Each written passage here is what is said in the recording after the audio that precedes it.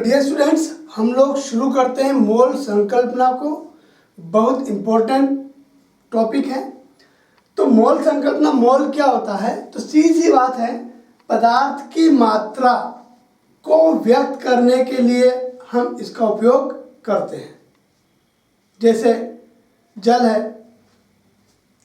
पानी का गिलास भरा हुआ है, कितने जल के अणु हैं, तो हम लोग मोल में उसको व्यक्त कर सकते हैं। अपना कमरा है, बोलते हैं इस कमरे के अंदर 5000 लीटर गैस है, बोला बताइए गैस के अणु कितने होंगे, तो उसको व्यक्त करने के लिए हम लोग मोल का उपयोग करेंगे, है ना। तो आखिर मोल संकल्पना यानी मोल कंसेप्ट, तो ये क्या है?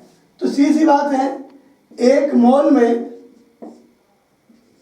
कणों की संख्या 6.022 10⁻23 इतने कण के समूह होते हैं, उसे हम लोग क्या कहते हैं? एक मोल कहते हैं। ठीक है, 6.022 10⁻23 कणों के समूह को हम लोग एक मोल कहते हैं। ठीक है, ये कण कौन से हो सकते हैं? तो बोला इलेक्ट्रॉन हो सकता है, बोला प्रोटॉन हो सकता है, बोला न्यूट्रॉन हो सकता है, बोला परमाणु हो सकता है, परमाणु हो सकता है, बोला अणु हो सकता है, बोला आयन भी हो सकता है। तो ये जो परमाणु अणु है ना, ये है इलेक्ट्रॉन प्रोटॉन न्यूट्रॉन, बहुत छोटे कण होते हैं। इनकी संख्या को दर्शाने के लिए हम लोग मोल का उपयोग करते हैं। सीधी बात है, मोल क्या है? तो पदार्थ की मात्रा को व्यक्त करने के लिए हम इसका उपयोग करते हैं। इसका उपयोग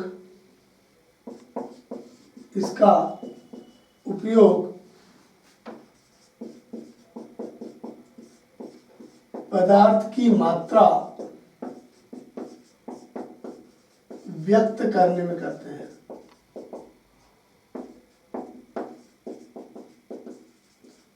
तो आखिर मोल क्या है? तो इतने कणों का समूह, कितने? 6.022 10⁻23 कणों के समूह को हम लोग एक मोल कहते हैं। बात समझ आए? तो मोल क्या हुआ? पदार्थ की मात्रा को व्यक्त करते हैं इससे हम लोग, और 6.022 10⁻23 कणों के समूह को हम लोग एक मोल कहते हैं। ठीक है, चलिए, तो इसी में मान लीजिए मैं आपसे एक क्वेश्चन देता हूं। वो क्वेश्चन क्या होगा?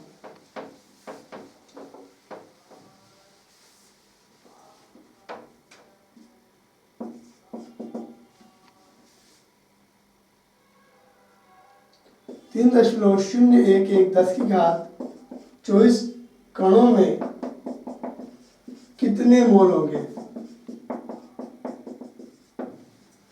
मैंने आपको एक प्रश्न दे दिया कि 3.011 10⁻24 कणों में कितने मोल होंगे। निकालना क्या है? मोल।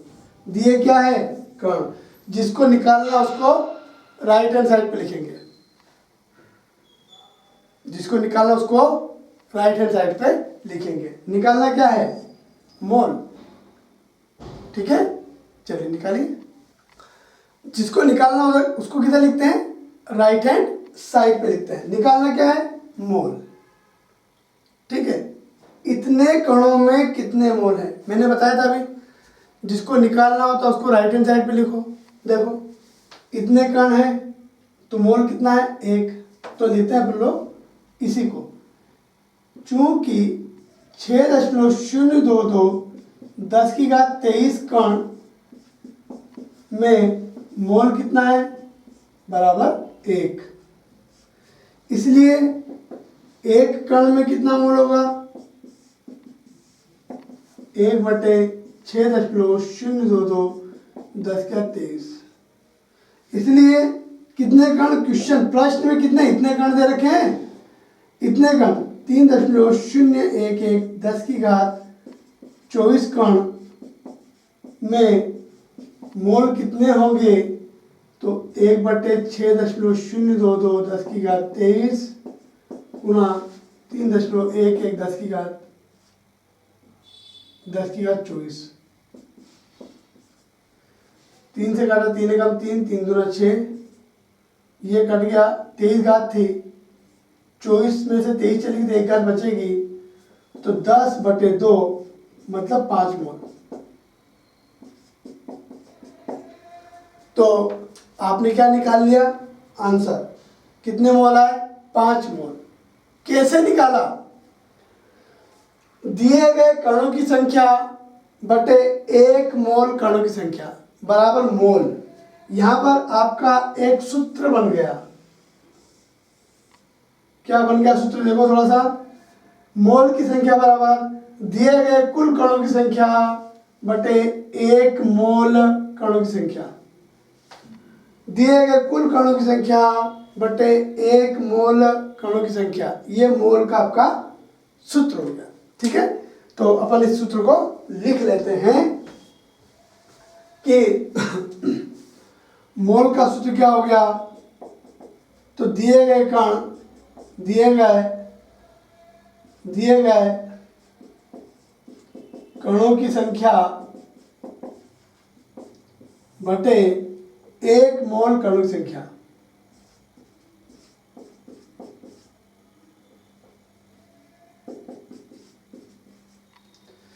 ये आपका मोल की संख्या का सूत्र हो गया। ठीक है, इस संख्या को हम लोग अवोगैड्रो संख्या भी कहते हैं। क्या कहते हैं? अवोगैड्रो संख्या। इसे हम लोग n0 से भी व्यक्त करते हैं। कैसे? n0 से। ठीक है, तो यहां पर जो सूत्र बना है उसी सूत्र को एक रूप और देते हैं अपन लोग।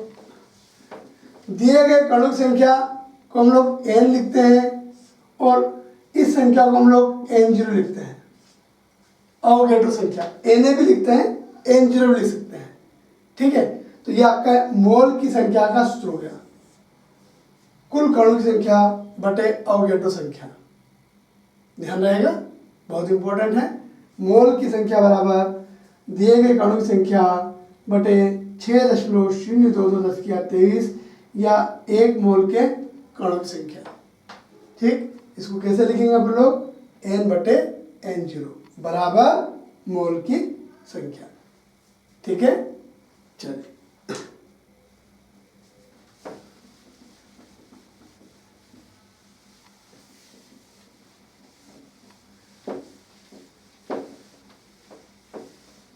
अगर मैं मोल की बात करता हूं, अगर कोई गैस ले लेता हूं, गैस की जब बात की जाती है तो यहां पर आता है STP, स्टैंडर्ड टेम्परेचर प्रेशर। ये क्या होता है? स्टैंडर्ड टेम्परेचर क्या होता है? तो 0 डिग्री सेल्सियस और प्रेशर होता है 1 atm। एटमॉस्फेरिक प्रेशर को शॉर्ट में ATM, हिंदी बोलते हैं वायुमंडलीय दाब। एक वायुमंडलीय दाब, एक वायुमंडलीय दाब। ठीक है, इतने दाब पर 1 मोल गैस का आयतन 22.4 लीटर होता है। कितना लेंगे? 22.4 लीटर। ध्यान रखिए, गैस की बात अक्सर हम लोग STP पर लेते हैं, ध्यान रहेगा। ठीक है, तो 1 मोल गैस का आयतन हम लोग 22.4 लीटर लेंगे। ठीक है, 1 मोल गैस 22.4 जानते हैं आप लोग, एक लोग बाल्टी होता है, एक बाल्टी इतनी गैस, उसके अंदर 1 मोल कण होंगे। 1 मोल का मान कितना होता है पता है ना? 6.022 10 की घात 23। ये बहुत ज्यादा होता है, वैसे ये 23 बार शून्य होता है।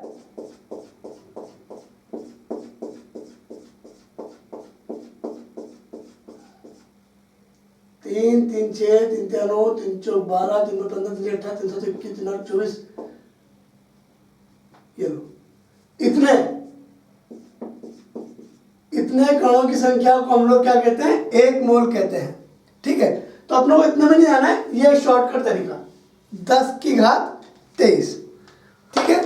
तो यहाँ पर 1 मोल गैस का आयतन कितना लेंगे 22.4, 22.4 लीटर गैस अगर है तो उसके अंदर 1 मोल कण होंगे, 1 मोल मतलब इतने कण होंगे, ठीक है। तो यहाँ पर एक प्रश्न देता हूँ, क्वेश्चन देता हूँ 11.2 लीटर गैस, वही एसटीपी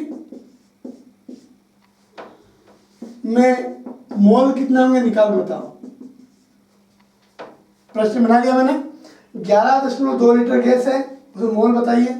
जो निकालना उसको कहाँ लिखेंगे, राइट हैंड साइड पर। हमें 1 मोल दे रखा है और आयतन है 22.4, निकालना क्या मोल, तो मोल को कहाँ लिखेंगे, राइट हैंड साइड पर। 22.4 लीटर गैस में 1 मोल होता है, चूंकि आंसर में 22.4 लीटर गैस है उसमें मोल कितना होता है, बोला 1, इसलिए 1 लीटर में कितना मोल होगा, 1/22.4। इसलिए हमें कितना लीटर दे रखा प्रश्न के अंदर, 11.2 लीटर दे रखा है, तो 11.2 लीटर गैस में मोल कितने होंगे, ठीक है। तो मोल कितने होंगे, तो 1/22.4 गुणा 11.2, 11 कम 11, 11 दूना 22, 1/2 मोल। तो यहाँ पर मोल की संख्या का एक सूत्र और बन जाता है, वो क्या बन जाता है, दिया गया आयतन बटे 1 मोल गैस का आयतन, राइट, दिया गया आयतन बटे 1 मोल गैस का आयतन, राइट है। तो यहाँ पर हम लोग एक सूत्र और बना लेते हैं, अगर हमें गैस दे रखी है तो क्या हो जाएगा, मोल की संख्या का सूत्र हो जाएगा दिया गया आयतन बटे 1 मोल का आयतन। मोल की संख्या निकालने का सूत्र हो गया दिया गया आयतन बटे 1 मोल का आयतन, दिया गया आयतन बटे 1 मोल का आयतन बराबर क्या हो जाएगा, मोल की संख्या का सूत्र। ये आपके सूत्र बन रहे हैं, आपको अब प्रश्न करने में डिफिकल्टी नहीं होगी, ठीक है। चलिए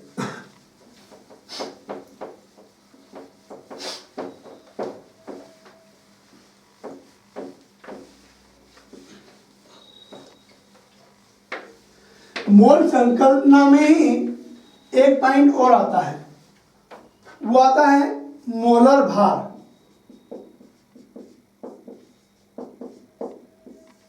क्या आता है, मोलर भार, ठीक है। तो ये क्या होता है, तो 1 मोल कणों के भार को मोलर भार कहते हैं।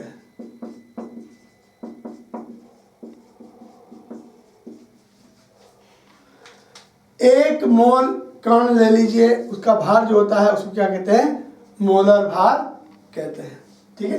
अब इसका क्या महत्व है, तो कण दे दिया आपको 1 मोल, उसका भार निकाल लीजिए, उनका भार क्या होगा, आपका मोलर भार होगा, ठीक है। चलिए तो कैसे, जैसे मैं कुछ उदाहरण दे दूं आपको, कार्बन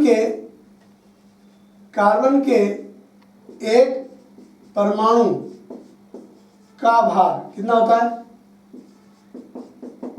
12 AMU होता है, कितना होता है, 12 AMU। तो यहाँ पर सीधी बात है, कार्बन का मोलर भार जो होता है वो 12 ग्राम होता है, मतलब 12 ग्राम के अंदर 1 मोल कार्बन होंगे, 12 AMU में 1 कार्बन होगा, 12 AMU में कितना है, 1 कार्बन, 12 ग्राम में कितना है, 1 मोल, 1 मोल कार्बन। जल की बात करो, H2O का अणु भार कितना होता है, एक अणु का भार बोला 18 AMU। तो जल के एक मोल अणु का भार वो 18 ग्राम होगा। 18 ग्राम के अंदर 1 मोल आपके जल होंगे। अब कितना आसान हो गया।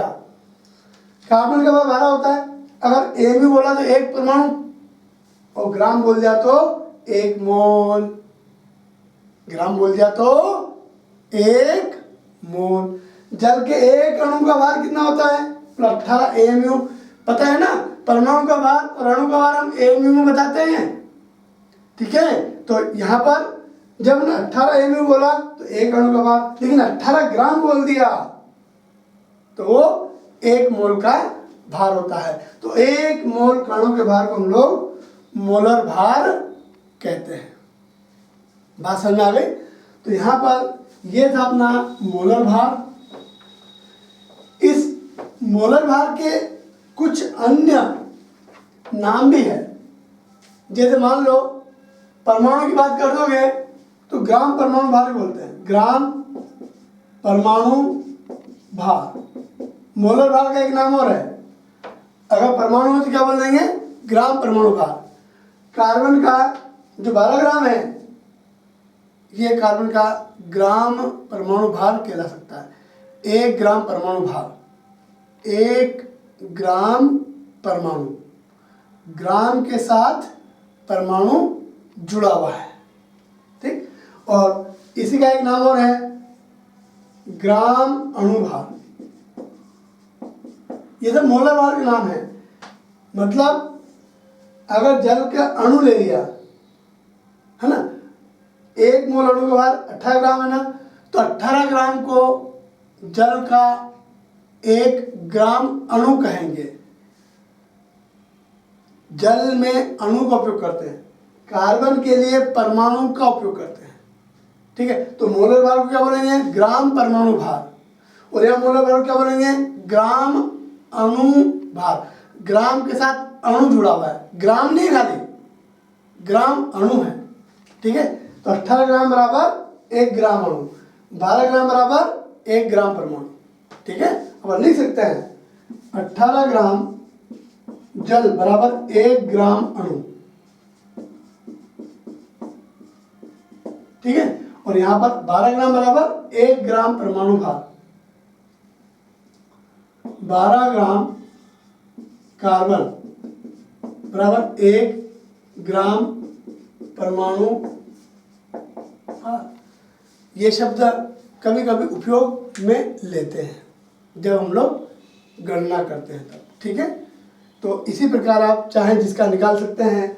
जैसे मान लीजिए, ये थोड़ा याद रखना है आपको, मोलर भार 1 मोल कणु का भार। अगर 1 मोल परमाणु है तो उसका बोलेंगे ग्राम परमाणु भार भी बोल सकते हैं, और 1 मोल अणु है तो उसे हम लोग ग्राम अणु भार भी बोल सकते हैं। ठीक है, चलिए बताइए ग्लूकोज का मोलर भार कितना होगा? ग्लूकोज का अणु भार कितना होता है? 180 एमयू होता है। तो ग्लूकोज का मोलर भार कितना होगा?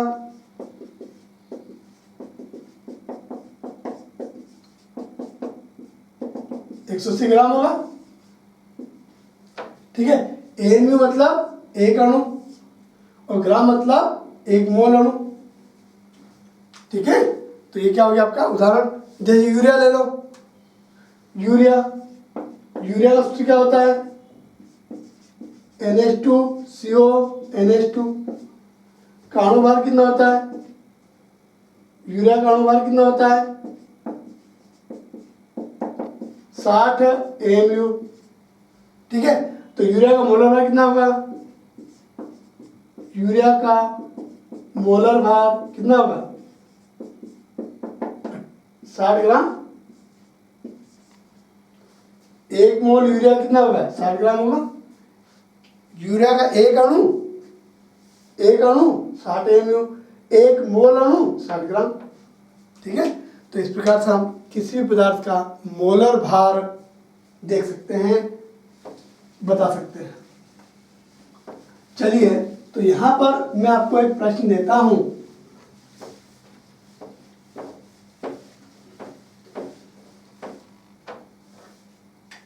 कार्बन के एक मोल का भार 12 ग्राम होता है, ठीक है, होता है। कार्बन के एक मोल का भार कितना होता है? 12 ग्राम। मैं आपको एक प्रश्न देता हूँ। प्रश्न क्या है? कार्बन के 48 ग्राम में मोल बताइए। 48 ग्राम में कितने मोल होंगे वो बताइए, ठीक है। ग्राम कितना दिया? 48। कौन? कार्बन। पूछा क्या है? मोल।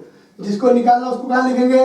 राइट हैंड साइड पर, ध्यान रखिए, ठीक। मोल निकालना है, मोल को नहीं लिखेंगे। लेकिन कार्बन के लिए 12 ग्राम में कितना है? 1 मोल है। क्या सही है? तो ठीक है, तो लिखते हैं आंसर। चूंकि 12 ग्राम कार्बन में मोल जो है वो 1 है, इसलिए 1 ग्राम में कितना होगा? 1/12। इसलिए प्रश्न में कितना दे रखा अपने को? 48 ग्राम दे रखा है। 48 ग्राम में कितना होगा? 1/12 गुणित 48, 12 चौक 48, तो कितना है? 4 मोल। तो यहाँ पर एक सूत्र और बन जाता है। क्या बन जाता है? मोल की संख्या बराबर कुल ग्राम में भार बटे 1 मोल का भार। मोल की संख्या का सूत्र हो जाता है कुल ग्राम में भार दिया गया ग्राम में भार बटे मोलर भार। तो यहाँ पर मोल की संख्या का एक सूत्र और बनता है, ठीक है। मोल की संख्या का एक सूत्र और बनता है। मोल बराबर दिया गया ग्राम में भार बटे मोलर भार, WB बटे MB, ऐसा भी लिखते हैं। W मतलब वेट है ना, और M मतलब मोलर भार, ठीक है, ऐसा होता है। अलग अलग रूप होते हैं, ठीक है। व्यक्त करना है अपने खाली बस। तो मोल की संख्या से क्या हो गया? W बटे MB, ध्यान रहेगा। ये क्या हो गया? कुल दिया गया ग्राम में भार बटे 1 मोल का भार, जिसे हम लोग मोलर भार कहते हैं। तो यहाँ पर अपने कुल 3 सूत्र बन गए हैं जो मोल की संख्या को दर्शाते हैं। वो क्या सूत्र बन गए हैं? बहुत इंपॉर्टेंट पॉइंट हम लोग डिस्कस कर रहे हैं।